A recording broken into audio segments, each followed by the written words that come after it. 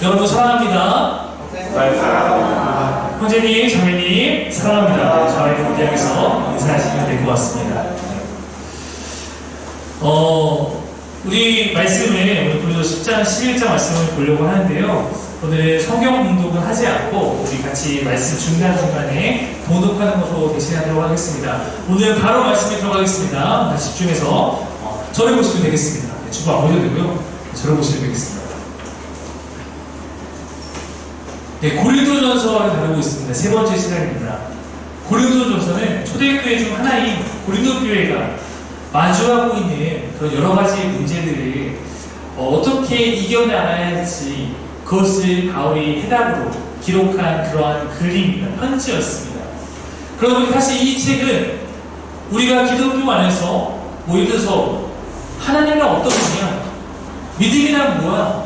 구원이란 뭐야? 이렇게 하는 어떤 교리와 가르침이 아니라 지금 우리가 당면하고 있는 문제가 우리가 어떻게 살아가야 할지 이것에 대한 그런 것들이 권면들이 주를 이루고 있습니다. 하지만 우리는 고린도 전서를 읽으면서 이 안에서 여러 가지 신학적으로 중요한 것들을 깨닫게 됩니다. 기독교인들이 반드시 알고 있어야, 여러분이 갖고 있어야 그런 의미들이 이 안에 담겨있기 때문입니다. 초대교회 때부터 지금까지 교회가 변함없이 행하고 있는 것들이 있습니다. 그때나 지금이나 우리에게 너무나 수정우신데 사실 너무나 우리가 오랫동안 행하다 보니까 아무 의미 없이 행할 때도 있는 것들이 고린도전서에서 다뤄지고 있기 때문입니다. 제가 10장, 11장을 읽으면서 이것을 우리 가운데 다시 세우고 다시 이것의 의미를 깨달아야겠다라고 생각한 두 가지 주제가 있는데 그것은 바로 세례와 성찬입니다. 여러분, 교회에는 예수님께서는 교회를 만드실 적은 없죠. 다만 교회의 초석이 되는 제자들을 주님께서 불러서 양육했습니다. 그들이 흩어져서 교회를 각각 곳곳에 어떻게 세워나가게 된 것입니다. 그래서 교회의 시작은 예수님께서 일단 계시는 순간이다. 이 땅에서 예수님이 승천하신 순간 그 이후로 교회는 생겨나게 됩니다. 오순절에 성령을 받은 사람들이 하나님의 그 복음을 증거하면서 예루살렘이라는 교회가 처음으로 생겨나게 되고 그곳에 있는 사람들이 또 여러 가지 상황 가운데 흩어져 가면서 각각 흩어진 곳에서 주의 복음을 전하며 교회가 세워지게 됩니다. 바로 이러한 내용을 잘 다루고 있는 책은 사도행전입니다. 우리 잘 알고 있는 사도행전 1장 8절 말씀이 있을 텐데요. 앞에 띄워주시면 사도행전 1장 8절입니다. 네, 하나 넘겨주시죠. 네, 같이 이 말씀을 고백하겠습니다. 시작!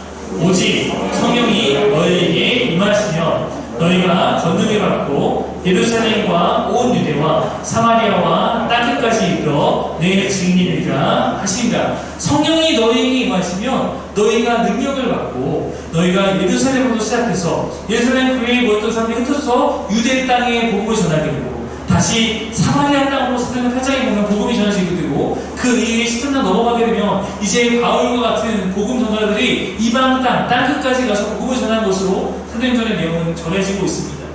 그래서 이렇게 교회의 성파가 교회가 세워지는 과정을 다루고 있는 사도행전의 또 다른 별명은 성령행전 그리고 교회의 행전이라고 부르기도 합니다. 바로 이 과정 가운데 오늘 우리가 살펴보고 있는 고린도 교회도 탄생하게 되었던 것입니다. 18장, 사도행전 18장 말씀 3절을 한번 같이 보겠습니다. 읽을까요? 시작!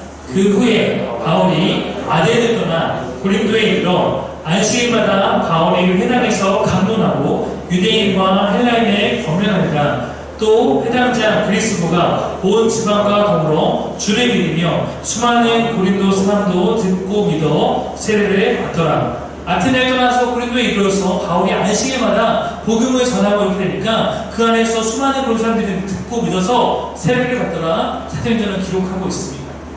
여러분, 지금 오늘날 교회는 사실 불신자가 처음으로 이곳에 와서 교회 안에서 예수를 믿게 되는 경우도 있긴 합니다만 더 많은 경우에는 이사나 여러 가지 문제로 새롭게 교회를 찾아서 오게 되거나 아니면 잠시 신앙을 떠났던 사람들이 다시 돌아오는 이런 일들이 더 많이 있습니다. 그래서 저도 개척을 했습니다만 세례를 주는 일은 사실 많지 않았던 것 같습니다.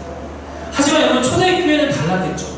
초대교회는 모든 성도가 다 처음으로 예수를 믿는 거고 처음으로 세례교인이 되는 거니까 예수를 믿는 그 사람들이 교회에 들어와서 일종의 훈련을 받은 다음에는 세례를 받았겠죠. 그러니까 모든 성도는 바로 그 교회 안에서 세례를 받았을 것이고, 그리고 세례라는 것은 교회의 성도가 되기 위한 관문과도 같았을 것입니다. 그러니까 초대교회는 아마도 세례를 주는 일이 매우 빈번하게 발생했을 것입니다.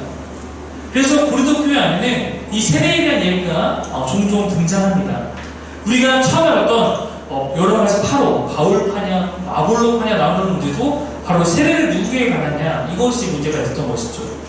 즉, 세례는 지금 여러분이 세례라고 하면 여러분에게는 이것이 아주 원하는 이야기처럼 어쩌면 들릴 수도 있겠지만, 세례를, 이 편지를 갖고 있는 이 수신자들이 고린도 교회 교인들에게는 비교적 최근에 내가 세례를 받았으며, 그리고 늘상 지금도 행해지고 있는 그들의 가까운 이야기로 들렸을 것입니다. 바울은 그들에게 여러 가지 고민하다가 세례와 관련하여 이와 같이 기록하고 있습니다. 10장 1절과 2절 두 절 말씀이에요. 10장 1절 2절 같이 읽겠습니다. 오늘 할렐루야. 네. 여기 10장 1절 2절 다음요. 네. 감사합니다. 너무 읽겠습니다. 시작. 형제들아, 나는 너희가 알지 못하기를 원하지 아니하노니 우리 조상들이 다 구름 아래 있고 바다 가운데로 지나며 모세에게 속하여 다 구름과 바다에서 세례를 받고. 여러분, 모세가 세례를 준 적이 있습니까? 성경에 보면 구약에는 세례가 없었거든요. 세례는 신약 이후에 교회에서 나타난 겁니다. 근데 지금 모세가 구약에 있는 백성들에게 세례를 줬다고 말하고 있는 이 장면은 무엇이죠? 홍해의 사건입니다. 구름이 있는 상태에서 바다 가운데를 지나갔다. 이것은 홍해의 사건 말고는 여기 찾아볼 수 없습니다. 근데 바울은 바로 그 홍해를 건넌 그 사건을 갖고 이것이 모세가 세례를 준 것이다 말하고 있습니다. 구약에서 오늘날 같은 세례는 없었지만 구약에 나타난 이 사건이 바로 세례와 동일한 의미를 가진 사건이었음을 우리 가운데 일깨워주고 있는 것입니다. 여러분, 홍해 사건을 들어보십시오. 우리 중앙지라고 하면 이스라엘 백성들이겠죠. 모세가 그들을 지도자였을 때 그들이 출애굽을 합니다. 출애굽을 해서 하나님이 처음으로 애굽 땅에서 나온 그들을 처음으로 데리고 온 곳이 어디예요? 홍해였어요. 애굽 땅에 나온 이후에 첫 번째 장애물이 홍해였습니다. 이 홍해 앞에서 이제 이 홍해를 건넌다는 것은, 이 바다를 건너간다는 것은 다시는 이 옛날 삶으로 돌아갈 수 없는 선택의 순간입니다.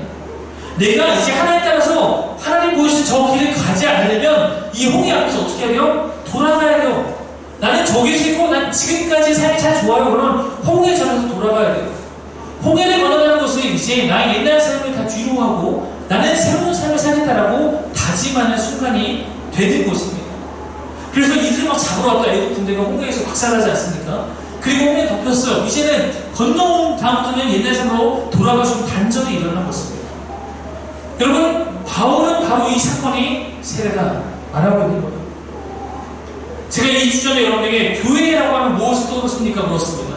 그때 우리는 신학적인 동물들이니까 교회는 어디에 있는지, 교회 건물이 먼저 떠오르고 담임 목사 얼굴이 먼저 떠오르고 프로그램, 콘텐츠 이런 것들 먼저 생각하게 됨을 나눴습니다. 틀린 것은 아니죠. 그러나 그 2주 전에 우리는 교회의 진정한 의미가 무엇인지를 되새기고자 했습니다. 오늘 여러분 다시 한번 보겠습니다. 여러분에게 세례라고 하면 뭐가 떠오르시나요? 제가 적어봤어요. 전 뭐가 먼저 떠오르면 가운 입는 목사, 세례 문답하는 모습, 흰 장갑, 물 맞은 준비하는 성도, 이런 것들이 세례하니까 떠오르더라고요. 우리는 자꾸 신학적이니까 그런 것들만 떠오를지 모르고 틀린 것은 아닙니다. 세례식이 우리에게 그렇게 연상되죠. 그러나 사실은 그러한 예식은 여러분 부차적인 것입니다. 왜냐하면 그러한 예식이 갖춰져야만 세례다라고 말하면 오늘 큰일을 건넌 사건을 세례라고 말하는 바울의 말씀은 인정할 수가 없게 되기 때문입니다. 아시겠지만 사실 지금 오늘날 해나가는 있는 세례도 성경에 있는 침례는 무엇이냐면, 우리 준성아 너 세례 안 받았어? 세례 안 받았어? 안 받았을 거야?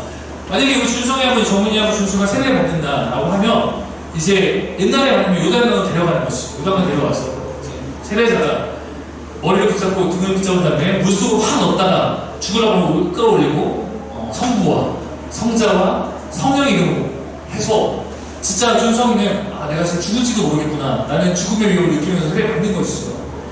그렇게 하는 이유가 왜 그러냐면 나의 옛날 모습을 다 죽었다. 난 다 죽고 성부와 성자와 성령 안에서 난 새로운 삶을 살게 되는 시작점이다라고 해서 다짐시키는 사건이 세례였고 그것이 정확히 말하면 침례였어요. 그래서 침례의 교단은 그렇게 지금도 합니다. 교회에 뭐냐면 침례탕이 있어요. 네, 목욕탕처럼 그냥 몸에 다 들어가야 되니까. 근데 많은 교회가 지금 그렇게 하지 않고 이제 세례라는 약식으로 내 머리 위에서 물을 뿌리고 나면 이 물이 날 다 적시고 내가 이 물 아래에 있음을 고백함으로 침례에 가져와 쓰는 것입니다. 근데 성경에서 보면 꼭 침례가 다 유다교에 가서 강물에 깊숙이 넣은 다음에 빼는 것이 꼭 세례는 아니었어요. 바울이 빌립보라는 도시에 선교할 때 감옥에 갇히게 됩니다. 그때 밤중에 바울과 신라가 감옥에서 기도할 때 어떤 일이 벌어지냐면 지진이 나는 거예요. 지진이 나서 운문이 다 열려버린 겁니다. 묶였던 것이 다 풀어졌어요. 기적이 나타난 것이죠. 그때 감옥을 지키는 간수가 있었는데 그 광경을 보면서 와보니까 감옥문이 다 열려있고 그러니까 죄수들이 다 도망갔구나 하고 내가 책임을 져야 되니까 그 책임감 앞에 기다려서 자결하려고 했습니다. 그때 바울이 그를 말려요. 네 몸을 상하게 하지 말라. 우리가 다 여기 있다. 도망가지 않았다. 그러니까 그가 이 놀라운 일과 또 바울을 만나니까 그 안에서 그 사람이 엎드려서 내가 어떻게 해야 되냐 물었을 때 바울이 그 간수에게 뭐라고 하냐면 주 예수를 믿으라. 그리하면 너와 네 집이 살리라 라고 말합니다. 그 얘기를 듣고 간수가 그날 밤에 바울과 신라를 환대한 후에 자기 가족을 데리고 와서 세례를 받습니다. 빌립보 감옥에는 강이 없어요. 아마도 그 감옥 내에 빈불이 고이도록 만든 작은 샘이 있는데 그 샘을 통해서 바울이 세례를 했을 것이라고 전해지고 있습니다. 그러니 세례는 어쩌면 형식보다는 의미가 더 중요한 것이겠죠. 아마 이곳 가운데 세례를 받으신 분들은 이제 지금 제가 하고 있는 설교를 들으면서 여러분을 받은 세례를 떠올리실 거예요. 한번 떠올려 봅시다. 나의 세례는 어떨까?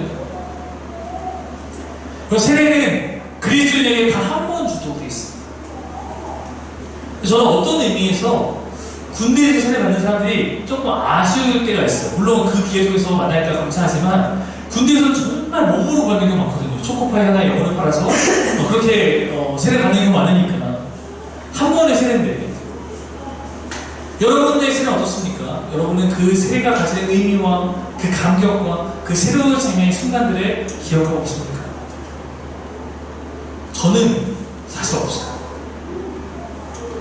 저는 그냥 중학교 1학년쯤에 받아야 된다니까 원모로 받았던 것 같아요. 그래서 그냥 문답 단자를 외워서 아멘, 아멘, 아멘 하고 이렇게 무릎 받았던 것 같습니다.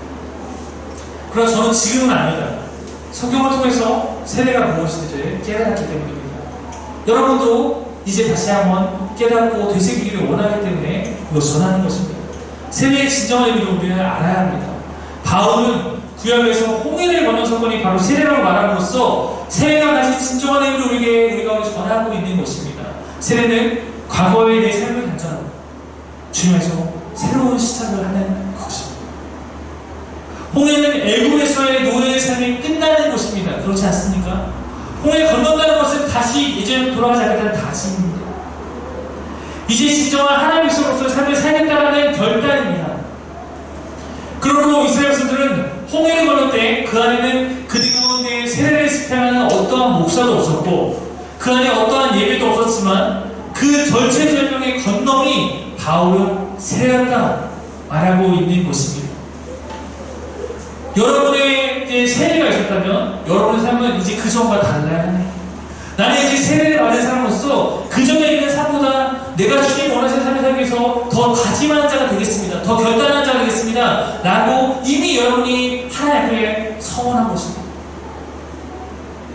일본의 우찌무라 간조라는 유명한 기독교 사상가가 있습니다.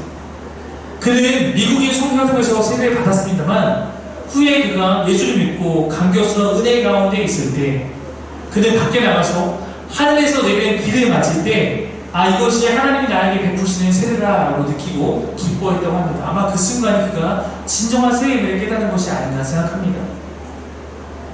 그리고 우리가 교회에서 행하는 세례 예식은 교단마다 행해지는 그 세례 양식은 중요한 것입니다. 지켜야죠. 그것을 통해서 우리는 세례 교인을 구분하게 되고 세례 교인부터 진정한 교회의 헌신자로 여깁니다. 그러나 혹시 내가 경험한 그 세례가 혹은 아직 경험하지 못한 우리 세례가 하나의 나에게 예식으로 기억되고 여겨지고 있다면 하나님의 은혜의 담비 아래서 오늘 여러분의 심령이 세례의 그 은혜를 다시 되찾게 되기를 간절히 바랍니다. 여러분, 저 이렇게 생각해요. 결혼하신 분들은 당연히 바로 아시겠지만 결혼식은 너무 중요합니다. 그렇지 않습니까? 결혼식 안 하면 서운하고 결혼식 잘하고 싶고 결혼식은 중요합니다. 근데 사실 부부에게 그보다 더 소중한 것은 함께 살아가는 결혼 이후의 시간들이 아니겠습니까? 내가 아무리 결혼식을 잘해도 함께 살아가는 그 시간들 안에서 사랑을 경험하지 못한다면 그 결혼식이 무슨 의미가 있겠습니까? 우리에게 세례의 시기 중요한 것보다 세례 이후에 내가 하나님과 동행하는 삶 속에서 더 깊이 경험할 수 있는 것이라 생각합니다. 사랑하는 여러분들 가운데 그러한 세례의 은혜가 오늘 다시금 내 안에 되새겨지기를 바랍니다. 바울이 고린도전서에서 다시 또 하나 언급하는 예식이 하나 있는데 또 하나의 예식은 성찬입니다. 우리는 지금 코로나로 인해서 좀 쉬고 있습니다만 매월 첫 주가 되면 성찬식을 했습니다. 사실 요즘에 교회들은 성찬을 자주 행하지는 않는 편입니다. 대다수의 교회가 3개월에 한 번이나 6개월에 한 번 이렇게 하는 경우가 많이 있죠. 절기 때마다 하는 그런 경우들이 있습니다. 그래서 저희 교회는 월 1회 정도로 하고 있으니까 비교적 많이 하고 있는 편입니다. 그렇게 했던 것은 이것이 가진 의미가 중요하기 때문이에요. 저희도 처음에 어떻게 성찬식을 했냐면 기억할지 모르겠지만 카스테라 빵을 썰어서 하나씩 이렇게 집어먹으시도 하고 잔도 요만한 잔에다 포도주를 따라서 하나씩 이렇게 먹을 수 있도록 그렇게 했습니다. 아마 그것이 가장 많은 교회가 행하는 세례의 방식, 성찬의 방식일 것입니다. 그러나 제가 초대교회의 성찬 이식에 대해서 공부한 후에 조금 더 의미를 그 순서 안에 담기 위해서 몇 가지 양식을 바꿔서 지금 진행하고 있는데 가장 큰 변화 가운데 하나는 하나의 빵, 하나의 잔일 것입니다. 저희는 하나의 빵, 하나의 잔으로 성찬을 진행합니다. 왜 그런지 한번 말씀을 보십시오. 그래서 10장 16절, 17절 두 절 말씀입니다. 읽겠습니다. 시작.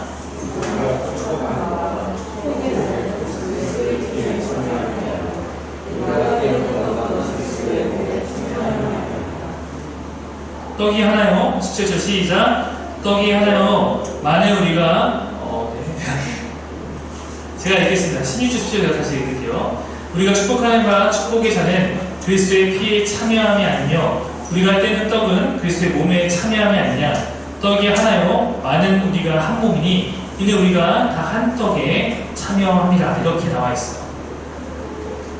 우리가 먹고 마시는 이 떡, 빵, 서양에는 빵이었고 우리 한글 성경에 떡이라고 나와 있지만 이 떡과 빵, 그리고 포도주는 그리스도를 의미하는 것입니다. 그리스도가 하나이기 때문에 우리는 한 몸으로부터 소속되어 있음을 인식하기 위해서 하나의 빵과 하나의 잔을 쓰는 성경의 전통을 따르고 있습니다. 성찬은 그리스도와 나누는 교제예요. 무슨 얘기냐면 내가 성찬을 살려는 것은 주님의 식탁에 내가 앉아서 하나님이 나에게 주는 빵과 잔을 나누며 내가 하나님과 교제하는 자리입니다. 축복의 잔을 마시면서 메시아의 피와 우리가 하나님을 고백하는 것이고 빵은 그의 몸과 내가 하나님을 고백하며 교제하는 것입니다. 우리가 말한 것처럼 하나님과의 사귐이 바로 성찬에 담겨있는 것입니다. 동일하게 고린도 교회의 상황에서 우상 신전에 가서 먹고 마시는 것은 우상의 신과 교제하는 의미가 있었던 것이겠죠.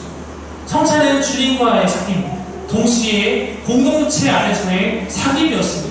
우리가 그 예식안에 함께 참여를 말면서 이곳에 있는 모든 성도가 하나님을 경험하는 곳에서 성찬은 하나님과의 사귐이며 동시에 참여하는 모든 교인들과의 함께 하나 되는 사귐인 것입니다. 그래서 우리가 모두가 한 빵을 나눔으로써 하나님을 고백하고 하나의 잔을 통해 나눔으로써 하나됨을 고백하는 것입니다. 여러분 이런 표현이 있죠. 식구.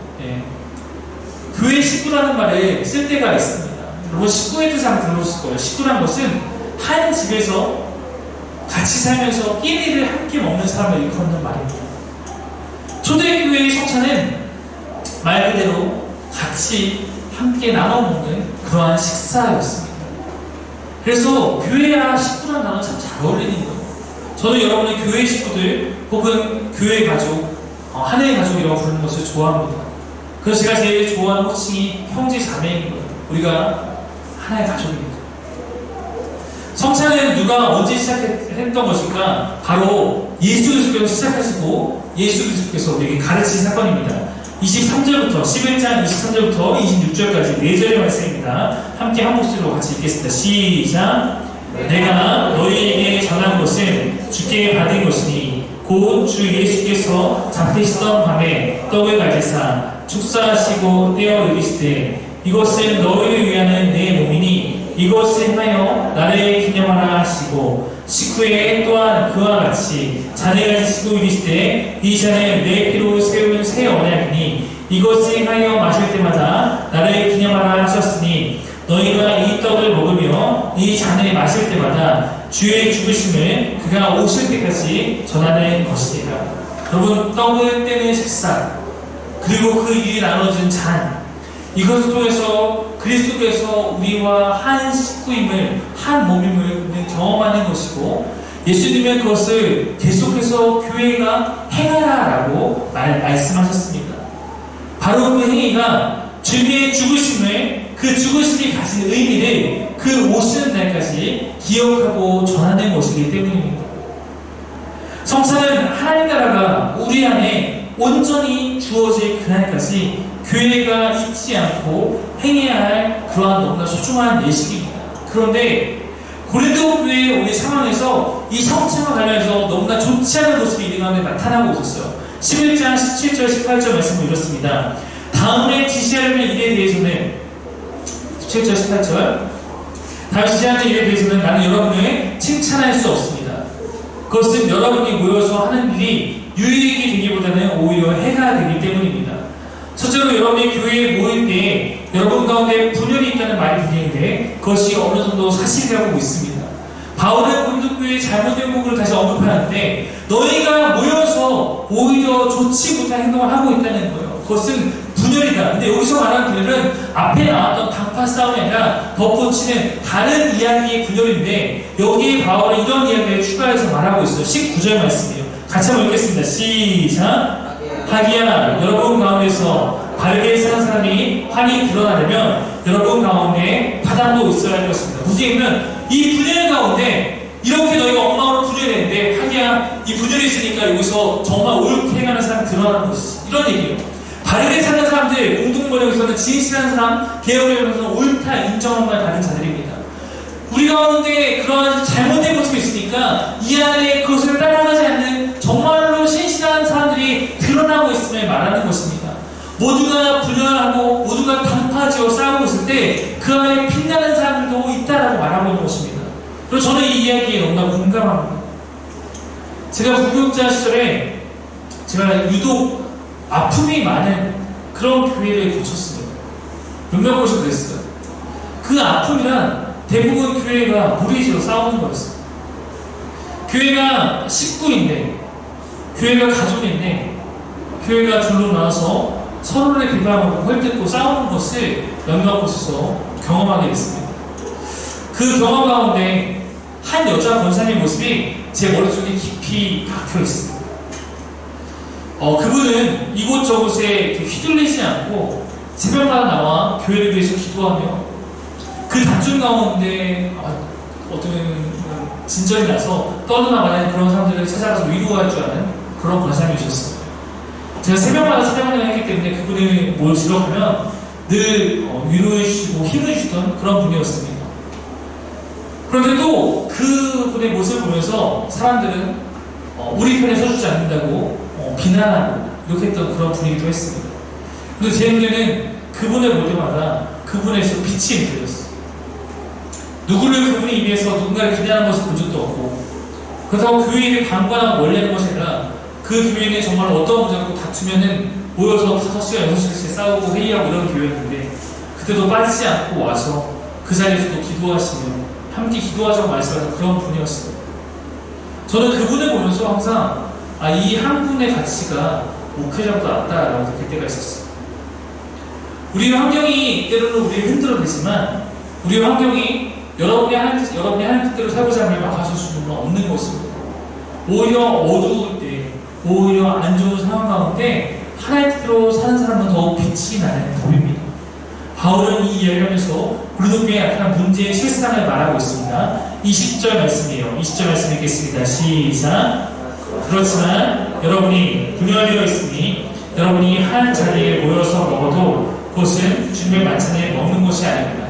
초대교회 성찬은 지금처럼 우리가 예배 때 행하는 성찬 예식이 아니라 그들의 식사였어요. 성찬이 그들의 식사하는 자리였습니다. 같이 모여서 빵을 나누면서 주님의 몸을 나누는 것을 기억하고 잔을 나누면서 주님의 피를 나누는 것을 기억하는 것이었습니다. 근데 이 성찬의 자리에, 이 식탁의 자리에 누군가가 먼저 식사함으로써 그 안에 어떤 사람은 배고픈 상황이 발생하고 있었던 것입니다. 쉽게 설명하면 교회 안에서 모여서 같이 공동 식사를 해야 되는데 어떤 무리들은 일찍부터 그곳에 와서 그 식탁 안에서 풍성함을 누리며 먹지만 또 다른 무리는 그곳에 늦게 오는 상황이었고 그러다 보니까 식사를 거의 하지 못한 상황이 계속해서 발생하고 있었던 거예요. 초대교회 성찬은 당연히 공동 식사가 매주 있었거든요. 학자들은 이러한 두 집단의 차이는 다름 아니라 부자 교인과 가난한 교인의 차이로 이해하고 있습니다. 11장 21절 말씀 한번 읽겠습니다. 시작. 먹을 때 사람마다 제가끔 자기 저녁을 먼저 먹으므로 어떤 사람은 배가 고프고 어떤 사람은 술에 취합니다. 어떤 사람들이 저녁을 먼저 먹는데 그래서 그로 말미암아 어떤 뒤늦게 오는 무리들은 배가 고프고 먼저 오는 무리들은 하도 많이 먹어서 술에 취할 정도가 되어 있었다라고 말하고 있는 것입니다. 교회에서 식사를 하는데 먼저 모인 우리들이 식사를 해서 뒤에 오는 사람은 굶주린 거예요.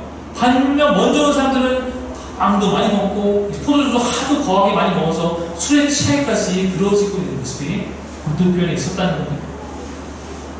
먼저 온 사람들은 부유한 사람들이었을 것입니다. 이들은 자신의 노동의 시간에 얽매이지 않고 일찍부터 교회에 올 수 있었고 자기들 안에 하루에 의한 풍성한 식사를 시작했을 것입니다.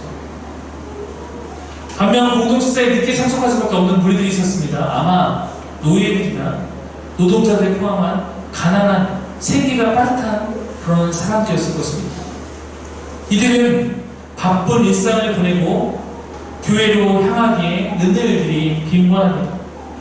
이들이 도착했을 때 이미 부자들을 중심으로 한 공동식사는 끝나고 그들은 포도주도 잔뜩 먹어서 이미 술에 취한 정도의 상황이 벌어지고 있었고 정작 이들은 먹을 게 없는 상황이 계속 반복되고 있었던 것입니다. 교회의 식탁은 주님이 주신 성찬의 의미를 기억하고 기념하는 자리인데 고린도 교회의 식탁은 그리스도 안에서 식구된 형제 자매 안에 있어야 될 사랑의 공동체성을 파괴하는 자리가 되고 있었던 것입니다. 어떤 사람은 과식과 과음을 하고 다른 사람은 그 안에서 굶주리고 오히려 그 안에서 차별감 속에서 수치심을 느끼고 있다면 주의 만찬이 우리에게 가르치는 근본적인 정신이 깨어지는 것이죠. 단순히 배고픔이라는 육체적 문제가 아니라 가난한 교인들이 그 안에서 차별당하는, 구별당하는 그런 마음의 수치심을 가져다주는 일이었습니다. 22절에 그래서 바울은 이렇게 얘기하는 거예요. 22절 말씀입니다. 읽겠습니다. 시작. 여러분에게 먹고 마실 집이 없습니까? 그렇지 않으면 여러분이 하나님의 교회를 멸시하고 가난한 사람들을 부끄럽게 하려는 것입니까? 내가 여러분에게 무슨 말을 해야 하겠습니까? 여러분을 칭찬해야 하겠습니까? 이 점에서는 칭찬할 수 없습니다. 내가 여러분을 칭찬할 수도 없습니다. 여러분 지금 엄청 잘못하고 있는 거예요 라고 말하는 거예요. 바울이 여러분이 먹고 마실 집이 없어서 여기서 이러고 있습니까? 여기서 추태를 하고 있습니까? 하나님의 교회 안에서 가난한 사람 부끄럽게 하려는 것입니까? 라고 하면서 꾸짖고 있는 것입니다. 바울은 분노합니다. 여러분 교회, 오늘 말씀을 가르치는 거는 교회는 뭐냐면 교회라는 것은 하나님을 위해서 배려하는 곳입니다. 누가 누굴 배려해야 합니까? 성경 원리로 말하면 강한 자가 약한 자를 배려하고 부유한 자가 가난한 자를 배려하고 신앙이 좋은 자가 신앙이 연약한 자를 배려해야 합니다. 여러분 좋은 교회의 척도가 무엇인지 아십니까? 초신자가 이곳에 왔을 때 행복해야 합니다. 내가 밖에서는 나의 어떠함 때문에 배려하지 못하고 이랬지만 내가 교회에 가니까 내가 배려를 받는구나, 내가 사랑을 받는구나 느낄 수 있을 때 그 교회가 아름다운 교회인 것입니다. 그 교회가 건강한 교회인 것입니다. 그게 아니라 교회 안에 오래 있던 사람들, 가장 나쁜 목사가 왕이 되고 직분자, 교회에 오래 다닌 자, 혹은 헌금을 많이 하는 사람이 대접을 받는 순간 그 교회는 주의 뜻을 저버리는 것입니다. 저도 사립의 교회 안에서 혹시 신앙생활 한 지 얼마 안 됐거나 그 주님과의 관계 멀었다가 이로써 막 회복을 필요한 그때에는 이 안에서 보호받고 배려받고 하는 것이 절대적으로 필요한 순간이라고 여깁니다. 그들은 그렇게 배려할 수 있어요. 반면 내 안에 주의 사랑이 자리하고 주의 말씀으로 살고자 하는 그런 마음을 품는 때가 된다면 이제 나는 대접받기를 좋아하는 자가 아니라 배려하고 대접하고 섬기는 자가 되어야 합니다. 그것이 교회의 질서입니다. 많은 분들이 제게 이런 이야기 할 때가 있어요. 목사님, 변하시면 안 돼요. 저도 늘 노력하고 있습니다. 제가 바라보는 생명교회는 적어도 제 눈에는 책망할 것이 거의 없고 저에게 하는 기쁨이 되고 저와 같이 연약한 자가 여러분과 같은 좋은 성도들을 만나서 목회할 수 있음에 제 안에는 감사가 끊이지 않습니다. 그리고 제가 여러분께 드리고 싶은 말씀은 그러므로 여러분도 결코 변하지 마십시오. 우리 계속 좋은 교회에 합시다. 20절, 27절 두 말씀을 한번 같이 읽겠습니다. 26절, 27절입니다. 시작!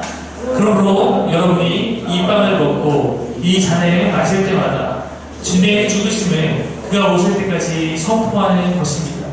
그러므로 누구든지 합당하지 않게 주님의 빵을 먹거나 주님의 잔을 마시는 사람은 주님의 몸과 피를 범하는 죄를 짓는 것입니다. 여러분, 한국 교회에서 성찬은 누가 참여합니까? 아까 배웠던 세례교인들이 참여합니다.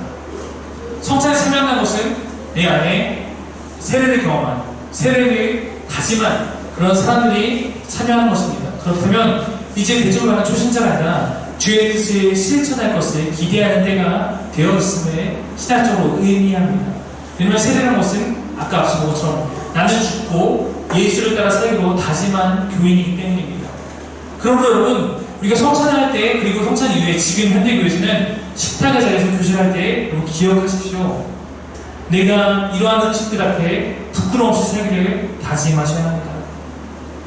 만약에 여러분이 성찬을 참여하면서도 내가 여전히 합당하지 않은 삶을 계속 추구하며 살아간다는 것은 나를 위해 죽으신 주님의 몸과 피를 더럽히는 것입니다. 주님이 성찬을 너희가 하라, 세례교인들이 참여해서 이걸 하라라는 것은 너희가 이것에 참여 말미암아 내가 너희 위해서 이렇게 죽은 나의 죽음의 그 의미를, 그 죽음이 갖고 있는 그 은혜가 너희를 거쳐 더욱더 연약한 흘러가길 바라는 마음으로 그것을 초대한 것인데, 이 식탁에 참여하면서도 전혀 다른 것을 추구하며 살아가고 있다면 그것은 주의 몸과 피를 더럽히는 것입니다.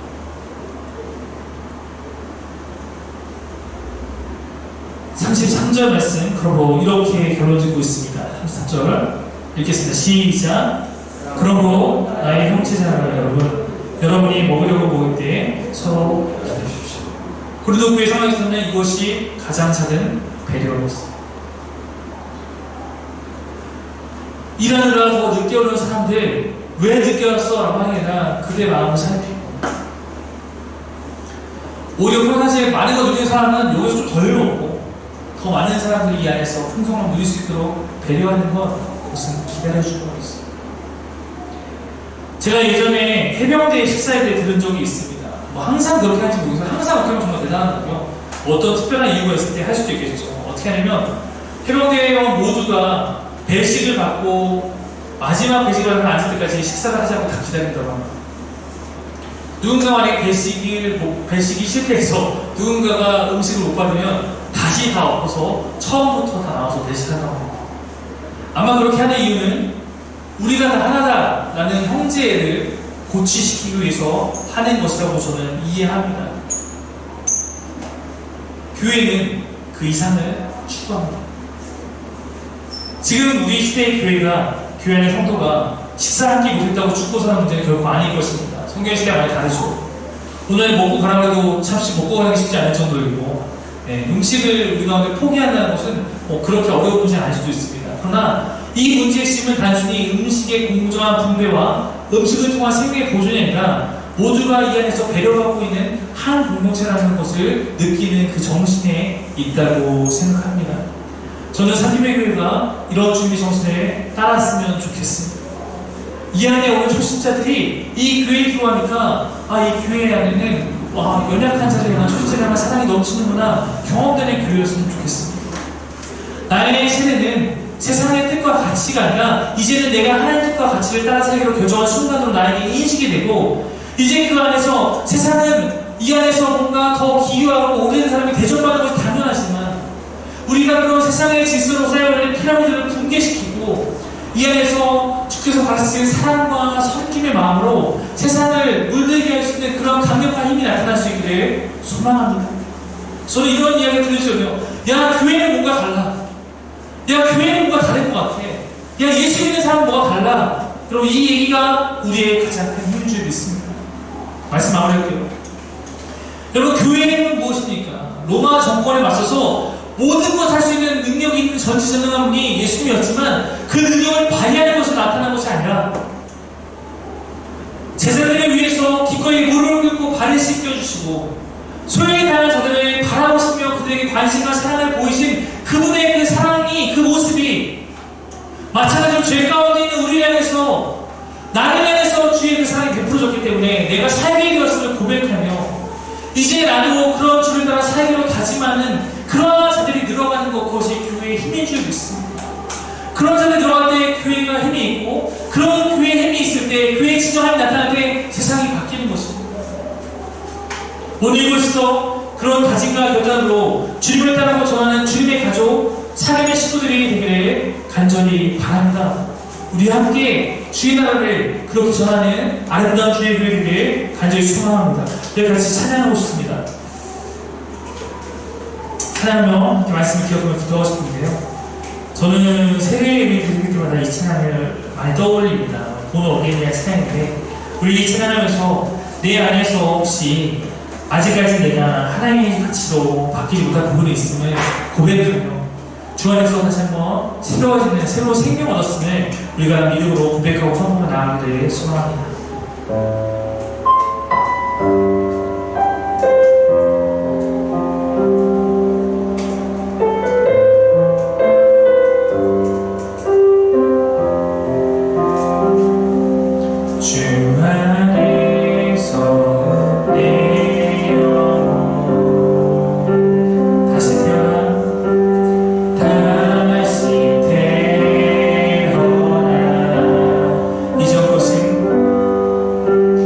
이전